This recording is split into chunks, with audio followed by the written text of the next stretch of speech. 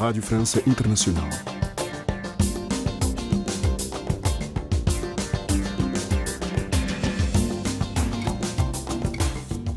Bem-vindos à segunda parte da nossa emissão. Hoje temos o nosso magazine Ciência, com Stefanie Palma, mas para já fica com a primeira reportagem de Miguel Martins, em Portugal, em torno dos 200 anos da morte de Napoleão. Reportagem. Assinalam-se em 2021 os 200 anos da morte de Napoleão. A 5 de maio de 1821 falecia, pois, o imperador francês na ilha britânica de Santa Helena, no Atlântico Sul.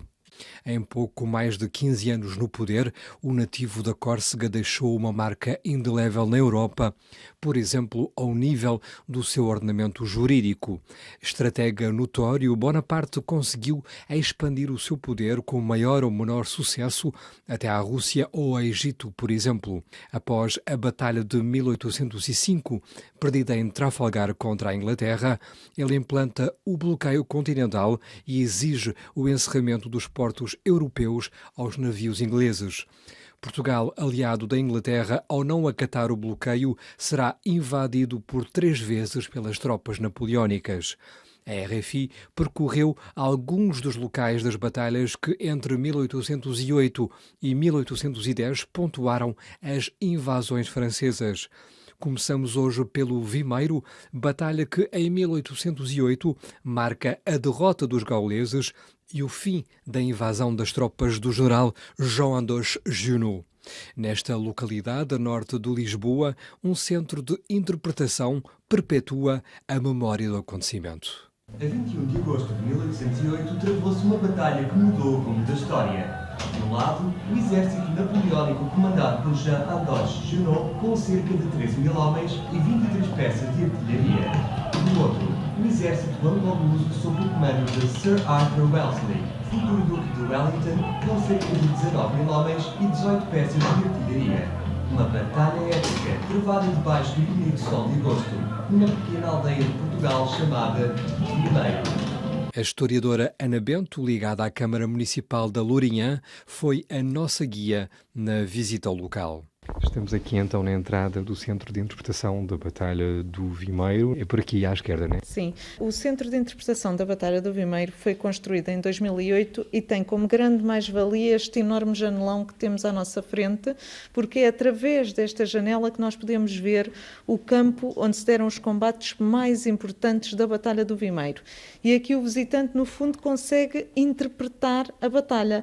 Nós estamos no sítio onde estavam as tropas anglo-lusas, porque a Batalha do Vimeiro foi travada entre o exército anglo-luso e o exército francês, no dia 21 de agosto de 1808. Estamos aqui na posição do exército anglo-luso, que ocupava aqui uma posição defensiva no topo desta elevação, mas a partir deste ponto conseguimos ver o ponto que foi o posto de comando do comandante francês, do comandante Junot. Portanto, se virmos aquela Casa Branca sobre o comprido lá em cima, no topo, conseguimos ver o sítio onde estava o comandante francês a comandar as tropas na Batalha do Vimeiro e também conseguimos perceber os ataques que foram feitos através deste mapa interpretativo que nos permite perceber de que forma é que os franceses organizaram os vários ataques a este outeiro do Vimeiro. Portanto, esta batalha vai ser decisiva para o fim da primeira invasão napoleónica a Portugal, depois de os franceses terem chegado a Lisboa, terem ocupado a capital, já que a corte tinha fugido para o Brasil. Numa fase prévia, os ingleses tinham conseguido fomentar apoios, mobilizar meios para capitalizar o descontentamento que havia em Portugal relativamente à ocupação francesa, não é? Sim. As tropas francesas estavam em Portugal desde 1807, desde novembro de 1807, e ficam em Portugal durante um longo período em que conseguem, no fundo, ter um governo francês, porque a corte tinha partido para o Brasil, tinha transferido a capital para o Brasil, mas o nosso príncipe regente tinha deixado um conselho de regência. E o Junot, o comandante francês, em fevereiro de 1808, extingue este conselho de regência e passa a haver um governo francês. Mas, em agosto de 1808, desembarca em Portugal as tropas britânicas comandadas comandadas por Wellington. E o futuro Duque de Wellington sabia que quem tomasse Lisboa dominava o país. E Junot também sabia e estava em Lisboa e estava a tentar proteger ao máximo Lisboa. E envia um primeiro contingente de tropas para retardar o avanço das tropas britânicas e dá-se um combate na Roliça. Mas isto para quê? Para Junot ter tempo de reunir o seu exército, que estava espalhado pelo país a controlar revoltas, para travar uma batalha decisiva.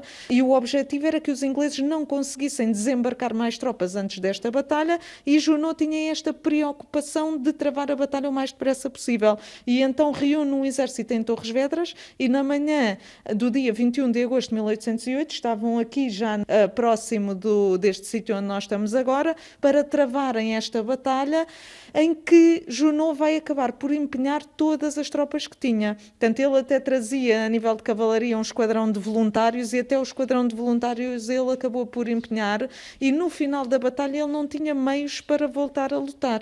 Portanto, ele sabia que não tinha forma de voltar a lutar. A única forma que encontrou de tentar resolver a situação foi estabelecer um acordo que lhe permitisse deixar Portugal nas melhores condições possíveis, que acabou por ser depois a Convenção de Sintra.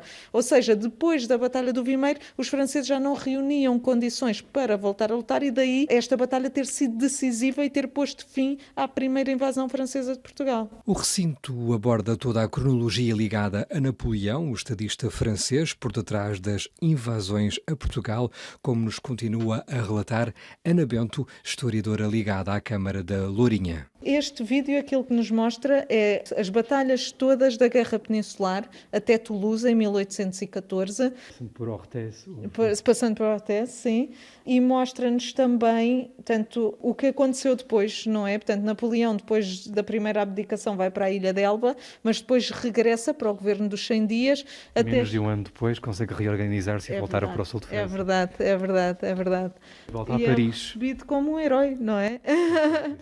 E volta a Paris e pronto, e temos depois a batalha final, a batalha de Waterloo e o segundo exílio na Ilha de Santa Helena. De novo Wellington a comandar as operações contra Napoleão. Sim, no fundo é a primeira vez que eles estão efetivamente frente a frente numa batalha, porque o Wellington combate os exércitos de Napoleão Bonaparte aqui na Península sem nunca ter estado frente a frente com Napoleão Bonaparte. Napoleão vem à Península, mas acaba por ter que voltar à França, e o Wellington combate os seus maiores generais, não é? Junot, Massena, combate o irmão contra o irmão, não é? José Bonaparte, mas frente a frente com Napoleão Bonaparte está efetivamente nesta batalha final, que é a Batalha de Waterloo. Ana Bento, conta-nos como é que foi organizado este espaço em torno da Batalha do Vimeiro. Esteve durante muito tempo bastante votado ao abandono e depois, em 1986, esta zona, antes de existir o centro de interpretação, esta zona foi completamente requalificada. Portanto, foi feito todo este pavimento, foram colocados estes painéis de azulejos e é suposto os ciprestes que estão atrás do monumento representarem as tropas anglo-lusas que estavam aqui no topo e as árvores que estão deste lado representarem o exército francês que fez o ataque ao outeiro do Vimeiro. O monumento também foi reabilitado, portanto esta zona é envolvente. O monumento na altura foi classificado como património de interesse público, é património cultural português, e o monumento em si tem toda uma simbologia associada. O leão representa a força e a coragem dos combatentes e no topo tivemos aquela esfera com uma chama que simboliza a granada shrapnel, que foi uma granada utilizada pelo exército britânico pela primeira vez aqui na Batalha do Vimeiro. Portanto, tem algumas palavras sobre a primeira invasão e tem as armas nacionais portuguesas do tempo da monarquia, porque na altura éramos uma monarquia, tínhamos um rei, tanto que o monumento foi inaugurado pelo último rei de Portugal, pelo Dom Manuel II, que veio ao Vimeiro propositadamente para a inauguração. Era Ana Bento, historiadora da Divisão do Desenvolvimento Territorial da Câmara Municipal da Lourinhã, com a qual percorremos o centro de interpretação da Batalha do Vimeiro neste primeiro olhar sobre Napoleão e Portugal, 200 anos após a morte do imperador francês.